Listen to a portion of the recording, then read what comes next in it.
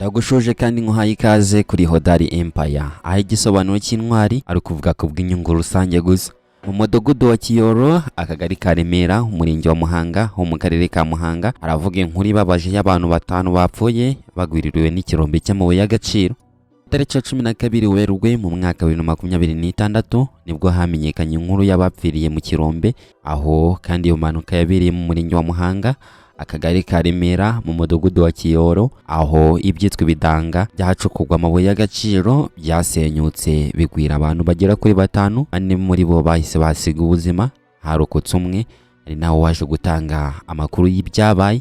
Amakuru agera ku gitangazamakuru kimwe cyane cyo mu Rwanda akomeza avuga ko no ku mugoroba wo kuwa kane ku itariki 13 Werurwe mu mwaka wa 2026 hari undi mwana w'imyaka 13 y'amavuko waje kuba yararwiririwe n'icyo kirombe maze agahasiga ubuzima. Abatanga buhamya bavuga ko uwo mwana yari kumwe n'ababyeyi be batatu, bose bagwiririwe n'icyo kirombe.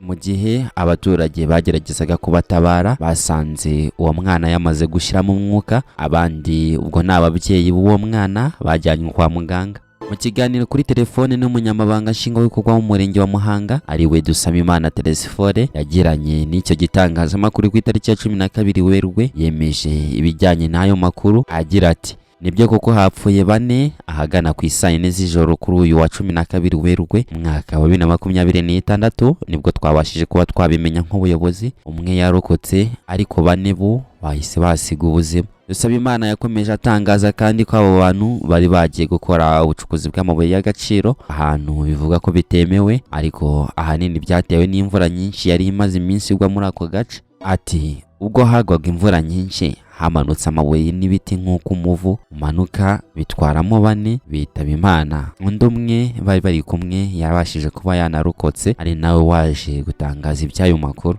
Yaboneyeho gukomeza gusaba abaturage kubahiriza ingamba zose zabashiriweho mu kugerageza kurinda ubuzima bwabo.